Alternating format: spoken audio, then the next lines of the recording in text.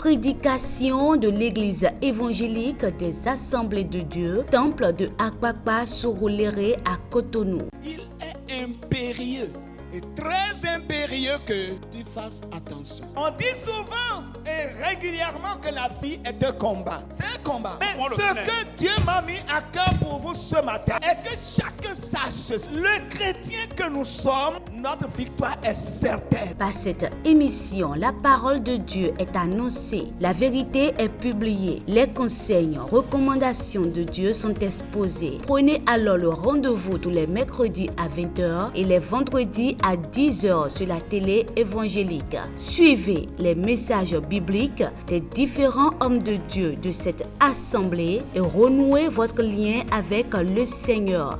Il est temps maintenant d'obéir en sachant que nous sommes sauvés et appelés pour le salut des âmes.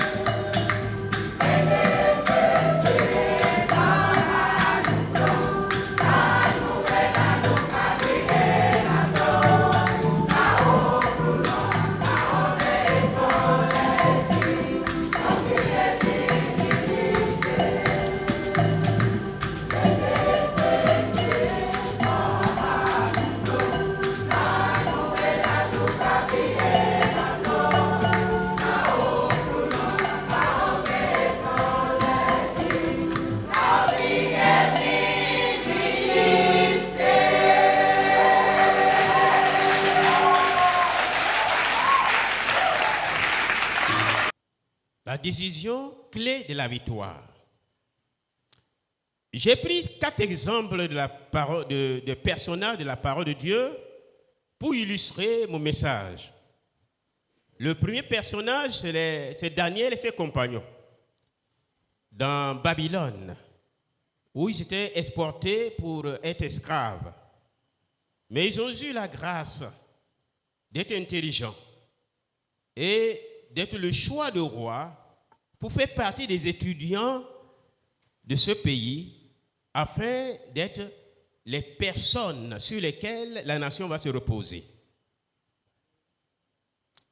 Les deux jeunes Hébreux, dans la cour du roi, le plus puissant de son époque, Nebuchadnezzar, ces jeunes reçoivent la faveur de manger les plats, les mets royaux et de boire le vin royal.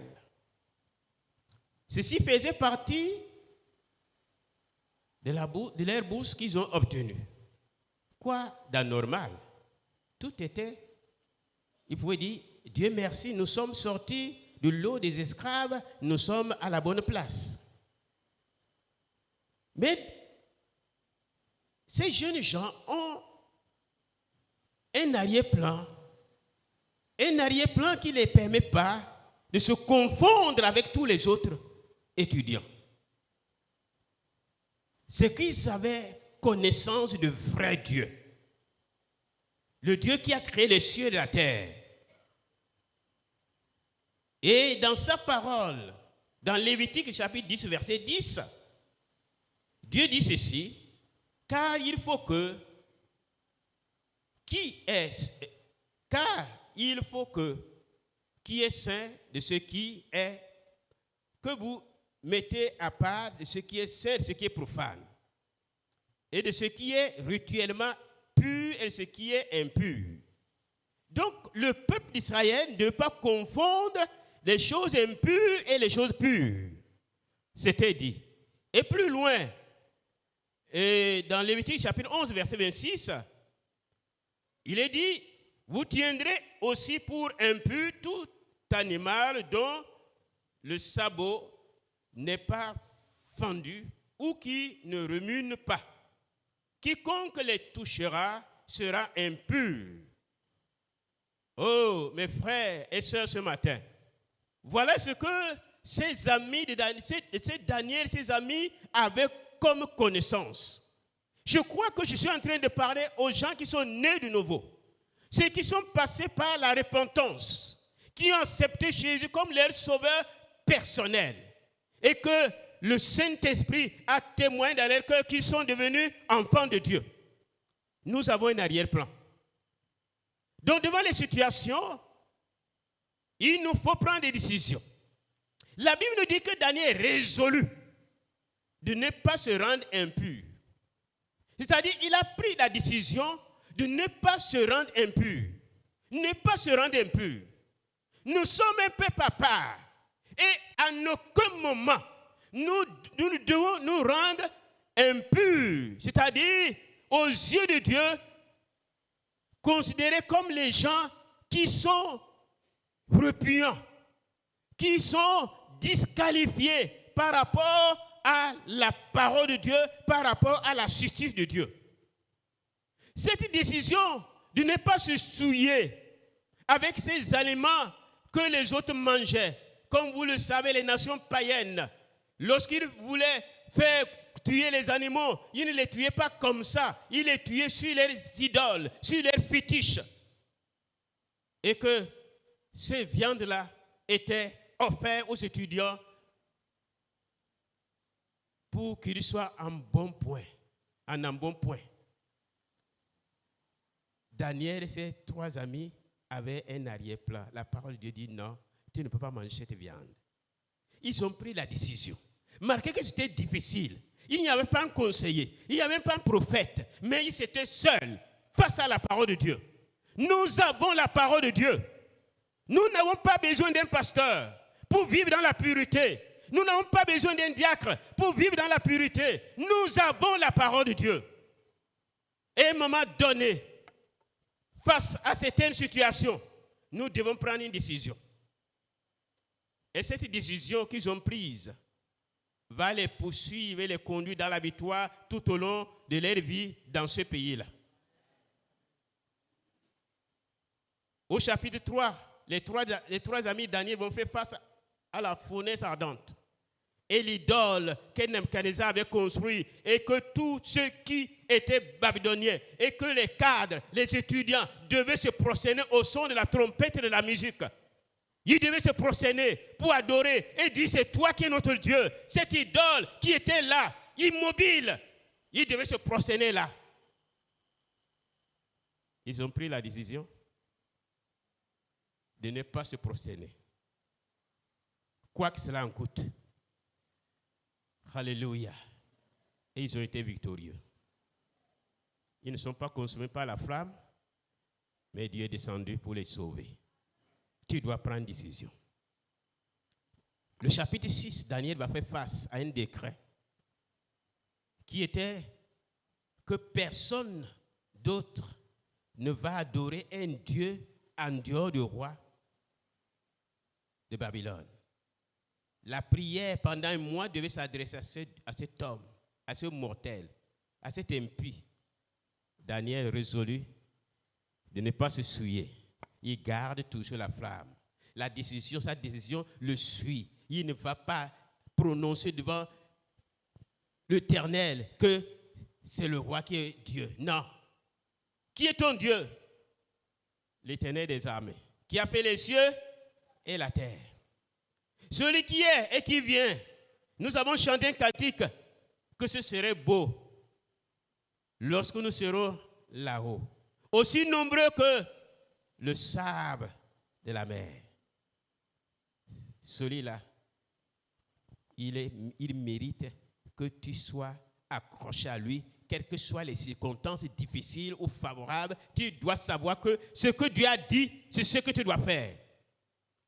Eh bien, Daniel n'a pas été croqué aussi par les lions, parce qu'il a résolu dans son cœur. Deuxième personnage que je voulais citer, qui a aussi pris une décision devant la tentation, c'est Joseph. Dans Genèse chapitre 39, le verset 9, vous allez voir, c'est Joseph qui a pris la décision devant la femme de Potiphar de ne pas se laisser corrompre par cette femme et perdre sa place qui est d'être dirigeant, d'être une étoile dans ce pays de ténèbres. Il est dit, lui-même n'a pas plus d'autorité que moi ici, et il ne m'a rien interdit, excepté toi, parce que tu es sa femme. Comment commettrais-je un aussi abominable et pécherais-je contre Dieu? Il a décidé devant l'offre de la femme. Il dit, moi Joseph, je décide de ne pas me corrompre. Je décide de ne pas commettre quelque chose qui est abominable. Je décide de ne pas pécher contre mon Dieu. Mon frère, ma soeur, devant les situations, tu dois décider. Parce que si tu ne décides pas, tu seras entraîné. Joseph a dit, moi, Joseph, je ne vais pas commettre cela. Et cela l'a mené beaucoup des ennuis. La prison.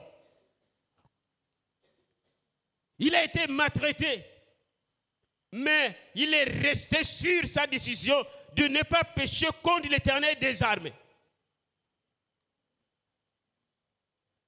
Est-ce qu'il a été oublié par Dieu? Et il a été le dernier des esclaves vendus? Non. Il fut le premier ministre de l'Égypte. Alléluia. Il fut le premier ministre de l'Égypte. À part le roi, c'était lui l'autorité de toute la nation égyptienne. Parce qu'il a décidé de ne pas commettre cette abomination. Combien de jeunes gens aujourd'hui, face aux tentations du sexe, décident, à cause de Dieu, de ne pas commettre des abominations, de ne pas pécher contre Dieu. Et vous voulez que Dieu vous élève. tant que vous vivrez dans l'abomination, dans le péché, vous vivrez sans conviction, Dieu n'a rien à faire avec vous. Dieu a besoin de ceux-là qui prennent des décisions devant les situations. Je vous demande de lire jusqu'au verset 12. Vous allez voir ce qui s'est passé. Joseph a dû fuir pour laisser son vêtement et aller au dehors en direction de la prison. Troisième personnage, c'est le roi David, le jeune David de berger. Pour relever le défi, il faut prendre des décisions. Cette histoire se trouve dans 1 Samuel chapitre 17. Vous connaissez bien l'histoire où Israël était confronté aux Philippiens qui étaient en guerre. L'armée tout entière était dans la panique. Le roi lui-même ne savait pas que son trône va continuer parce que sa vie était mise en question. Il y avait un homme de côté de l'ennemi qui était un géant de 3 mètres, imposant, un phénomène. Lorsqu'il se lève et qu'il marche, les accoutrements faisaient le bruit. Et il est dit que tous les soldats d'Israël étaient dans leurs tentes en train de trembler. Les genoux se cognaient contre les uns des autres. Personne ne pouvait respirer tranquillement. Ils respiraient à moitié. Quand David est venu dans ce camp, un jeune berger d'environ 17 ans, il voit cette scène et dit, moi j'irai. Alléluia. Il a pris la décision d'aller combattre parce que le défi était celui qui sortira pour me combattre et qu'il me vaincra. Mon peuple sera vos esclaves. Personne ne sortait. David dit, moi j'irai. Je vais combattre cet homme. Je me propose de relever ce défi. Devant les grands défis qui se présentent à vous en tant que chrétien, dans l'administration, où la corruption est là, dans les marchés, où la faussité est là, la malhonnêteté est là, quelle décision vous prenez? Est-ce que vous osez relever le défi en disant, moi, je suis capable d'affronter tous ceux-là qui font de mal? David s'est levé pour combattre ce géant. Et l'Éternel était avec lui. Le géant est tombé. Et la victoire est devenue pour Israël. La gloire est devenue à Israël. Les femmes ont eu le temps de chanter. Saül a tué ses 1000 et David a tué ses 10 000. Le chant était revenu. La peur s'est transformée en un moment de louange parce que quelqu'un a décidé. La dernière personne, c'est notre Seigneur Jésus-Christ. Jésus. Pour mourir par la croix et sauver l'humanité, il a fallu une décision. Dans le jardin de Gethsémani, où le diable avait montré tout ce qui représentait la croix, l'horreur de la croix. Jésus faisait face à cette horreur de la croix. Il voyait que tout était sombre. Il se retrouvait seul. Tous l'avaient abandonné. Il avait tout ceci comme sur un écran où il pouvait voir le parcours de la souffrance jusqu'à la croix. Il a fait une prière.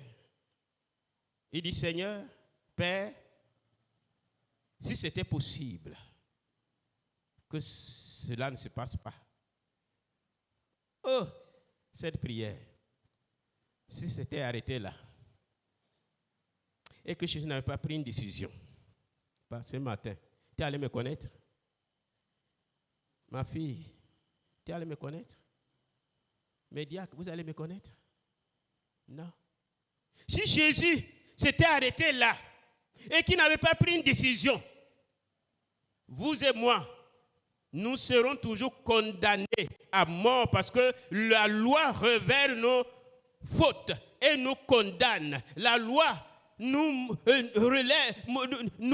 met devant la colère de Dieu et personne ne peut nous arracher de la colère de Dieu. Nous serons dans ça là. Mais Jésus a ajouté ceci. C'est là sa décision. Toutefois, que cela ne soit pas ma volonté. Il a décidé que sa volonté ne soit pas faite. Alléluia. Il a décidé que sa volonté ne soit pas faite. Jésus a dit, ma volonté, je l'ai abandonnée. Pour que ta volonté, Père, soit faite. Et la volonté de Père, c'était que Jésus meure à la croix à ta place et à ma place. Qu'il se charge de tes péchés, de tes malédictions sur lui-même. Et qu'il souffre à ta place. Si telle était la volonté du Père. Et Jésus dit, moi, ma volonté, j'ai oublié ma volonté. Que la volonté de Dieu soit faite. C'est dans Luc chapitre 22, verset 39. Et cette décision a permis à Jésus de supporter les 49 coups, de supporter les moqueries, de supporter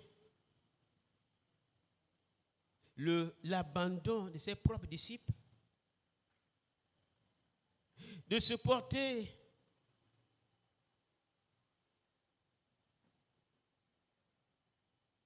la croix elle-même, de supporter les crachats sur son visage. Parce qu'il a décidé que sa volonté ne va pas s'exprimer. Que le Seigneur nous aide afin que nous puissions prendre des décisions à les moments donnés. Parce que le Seigneur veut que nous soyons avec lui dans le ciel, ou dans le royaume de bonheur. Royaume qui n'a pas de fin. Mais il faut qu'à un moment donné, que chacun prenne une décision. Que nous soyons simples membres, que nous soyons responsables. Et à un moment donné, nous devons prendre une décision pour que la victoire soit la suite. Parce que notre volonté, ce n'est pas la volonté de Dieu. Notre volonté, ce n'est pas la parole de Dieu. Vous voyez que la volonté de Jésus était de ne pas mourir sur la croix parce que, étant homme, la souffrance était trop. Mais Dieu voulait qu'il meure sur la croix. Mon frère, ta décision te permettra de supporter le poids des moqueurs, le mensonge sur toi, la calomnie, les insultes, la couronne d'épines. Décide, mon frère, de faire mourir ta volonté. Décide, devant des tentations, de rester attaché au Seigneur. Décide, devant les opportunités motivées par le diable, de ne pas se rendre impur. Job 22, 28 dit, aux décisions que tu prendras, répondra le succès. Et surtout, tes chemins brillera la lumière. Que le Seigneur nous bénisse. et que sa lumière brille sur nos chemins. Parce que nous avons décidé d'être avec le Seigneur, de ne pas obéir à la voix du diable, ne pas obéir à l'environnement, ne pas obéir à notre chair, mais d'obéir à Dieu. Que le Seigneur nous bénisse. Prédication de l'église évangélique des Assemblées de Dieu, temple de Akpakpa Sorolere à Cotonou. Il est impérieux et très impérieux que tu fasses attention. On dit souvent et régulièrement que la vie est un combat. C'est un combat. Mais ce que Dieu m'a mis à cœur pour vous ce matin est que chacun sache, le chrétien que nous sommes, notre victoire est certaine. Par cette émission, la parole de Dieu est annoncée, la vérité est publiée, les conseils, recommandations de Dieu sont exposés. Prenez alors le rendez-vous tous les mercredis à 20h et les vendredis à 10h sur la télé évangélique. Suivez les messages bibliques des différents hommes de Dieu de cette assemblée et renouez votre lien avec le Seigneur. Il est temps maintenant d'obéir en sachant que nous sommes sauvés et appelés pour le salut des âmes.